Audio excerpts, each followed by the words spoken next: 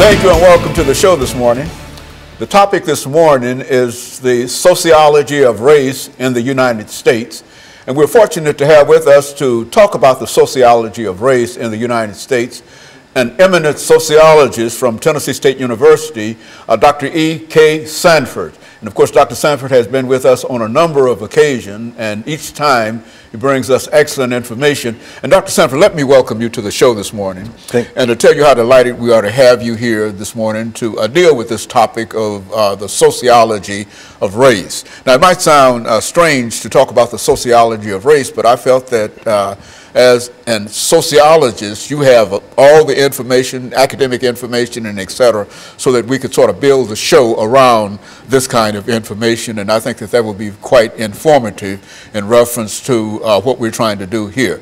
But before we get into that, let's have you to give our audience some information in reference to your background, your education, and your experiences. I know you've been here on many occasions, and they've said it before, you've said it before, but there might be one person out there that might not know about you, that we feel that it's important for that person to know about you. So give us some information in reference to your background, your education, and your experiences. Well, thank you so much. And as you said, I am a professor of sociology at Tennessee State University. I guess I'll start from my latest all the way up to the present.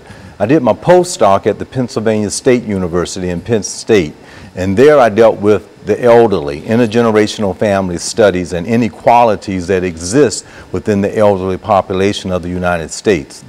Prior to that, I was at Howard University in Washington, D.C., where I did my doctorate degree on the homeless elderly, again looking at race differences as well as homelessness within the United States. But while there, I had some unique experiences at working with the national headquarters of the American Red Cross in HIV/AIDS education. We were the groundbreaking organization that started the whole issue of outreach for HIV/AIDS that was funded by the Centers for Disease Control and the United States Congress. Also, while there, I worked with the D.C. Superior Court. In that capacity, we dealt with mediation within the court system. I also worked with the American Association of Black Law Enforcement Executives, dealing with incarceration rates here in the United States and victims assistance. But I did my undergraduate degree at North Carolina Central University, as well as some studies at UNC in Chapel Hill and at the Institute for Social Research at the University of Michigan. Cool. And then one of my specialty areas in this particular has been in race and ethnic relations, in medical sociology. And while at Howard University, they had an excellent program in Africana Studies and African American Studies, looking at a diaspora type of issue. And I did an external minor while working on a doctorate degree in that, which I think is very relevant for today's topic on looking at the sociology of race in America and how it has persisted from an earlier time to the present. And so I think that we've got some excellent information, and you've got the best experience to really talk about the sociology of race in America. What would you say in reference to making a statement that would sort of bring into view your basic information that you're going to deliver to us today? Give us sort of a capsule of what you wish to bring to us this morning. Absolutely. I think race, what I would like the viewing audience to understand, is a very complex issue, and it's totally ingrained in the very fabric of the American culture. And when I say culture, I'm talking about that complex whole that includes knowledge, traditions, values, and that's passed down from one generation to the next generation. So with that said, it's important to understand how race actually came about, how it was constructed here in America from 1619 to 2016. So I would like at the very outset to understand the complexity of it, because sometimes it gets so ingrained that we become so commonplace and it becomes something that we just think that is just everybody there. know about it. Everybody knows about it. Like a language, for an example. We were born in America, so we learned to speak the English language. And as a result of that, we were born in America, and with certain cultural traits that exist, those things are learned as well. So I think that's the point of departure of our discussion today, and to try to understand the complexity of it, because presently in 2016, we have a issue of people feeling that, well, that was back then and this is now. So I'm hoping today's discussion will bring us to bear on how we need to define it, understand some of the key terms that are very important in understanding race and racism in America, because you have to understand something before you can then understand how it's present. Very good. And if that understanding is misled or not understood, then we have a tendency to have a generality about it. Very good. We're going to take a first commercial break, and we'll be back with our audience following this very, very short commercial break.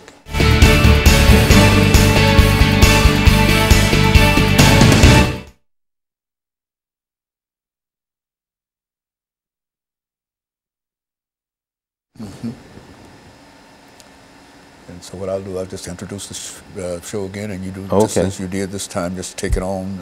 Okay. And I'm over here, you know. All right. And I'm trying not to put any information, Oh, yeah, that's all right. in your audio, and but I'm over here. You just see me moving. Oh, I understand. Shaking my head, whatever, you know.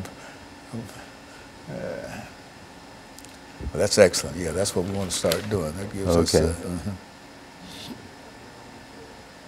And I'll just introduce the show again, and then turn it over to you.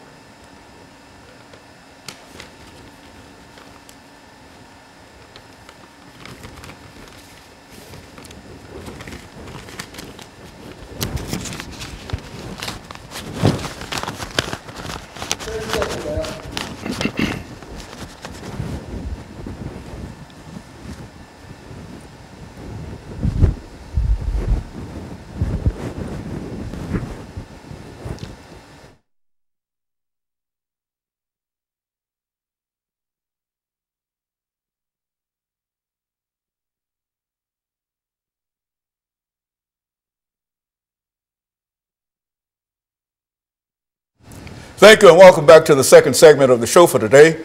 We're talking to Dr. EKSanford from Tennessee State University, who's giving us some sociological information in reference to race in the United States. Dr. Sanford, let's see if we can pick up where we left off during that first commercial break by giving you an opportunity to further elaborate in a real sense upon some of the things that you feel to be important dealing with the issue of race in the United States. Well, thank you very much again. Dr. Higginbotham suggests that race is fundamentally a part of social structures here within the United States. In the last segment, I mentioned about the complexity of race because it is so ingrained in the fabric from 1619 to 2016. So what does that theoretical framework mean by fundamentally a part of social structures?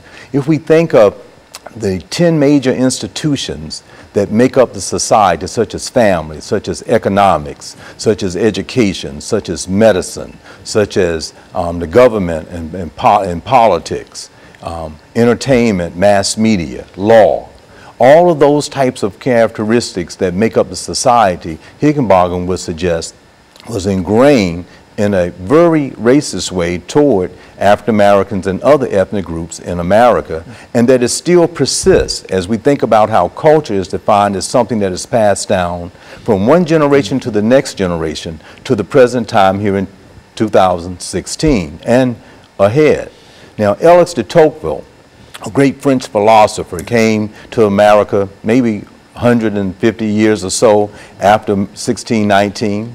And what he found as he was traveling in horse and buggy throughout the South, these people of African descent that were enslaved. And as he looked at the very foundations of society, he said there's no way America could ever reach a democracy. Why? Because it was founded on slavery. So therefore, when we think in terms of it being so ingrained in our society, in order for us to make improvements on it, we must just understand that that's how this particular country and society was founded. Now, many people listening would say there's plenty of evidence that race relations has changed, and they're absolutely correct. You and I can remember when school segregation was very prevalent here in the United States. Some people might be able to look at a little age difference between us, but I was in a segregated type of a situation through the 8th grade. Many of the viewing audience might remember that. So the segregation took place so we can see how there were certain improvements. We can look back at 244 years of enslavement in 1861 to 1865 with the Civil War, and after it ended, there was the Emancipation Proclamation. So 13th Amendment freed the slaves, the 14th Amendment, they gave a citizenship right, and the 15th Amendment gave the right to vote. Now, when we talk about Higginbotham's piece on it being so ingrained in the fabric, we're talking about 1866, and Dr. Martin Luther King Jr. in 1865 was making the comment that people still do not have the fundamental right to vote in America. That's 100 years after the voting rights was given to slaves that were freed. So that's that notion of that. So we can see other possible improvements in race relations in America. The segregation is mentioned. We can see that we can drive any place from the East Coast to the West Coast, and if you want to get a place to live public accommodations are certainly free. You can speak and do anything that you want to, go into any store that you want to. We can even go as far as say now we actually have an African American president, and we can see representatives on the Supreme Court since that's such a topical issue. So there have been improvements. However, as we look at those improvements, we can also look at these disparities that I mentioned from my postdoc training through my PhD that are still very present, such as incarceration rates that you and I have talked about on the show many a times. Those disparities, if you look at Dr. McIntosh's piece after slavery, that so many people of African descent were incarcerated and then sold out or given out to owners to make money. Presently, when you look at the incarceration rate, you still see a large amount and the highest percentage of African American males that are in prison. When you look back at an earlier time period in our history, you can see that people were fundamentally lynched and killed.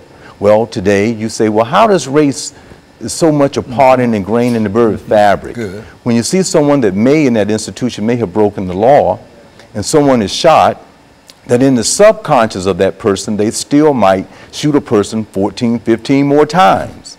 Now, if you just think about if you go hunting and if you shoot a deer or any animal, you might shoot them one time as a good shot is done. You don't think about shooting them 15 more times. So we can see how something within the subconscious really is still present within our society as an indicator. So in sociology, we have to have a very clear definition of race. And race is fundamentally defined as viewing someone's attitudes and beliefs of someone's physical characteristics, such as skin pigmentation, hair texture, those things that are just obvious, and a notion of inferior and superior ideas about those physical characteristics. Now again, how is that so ingrained from an early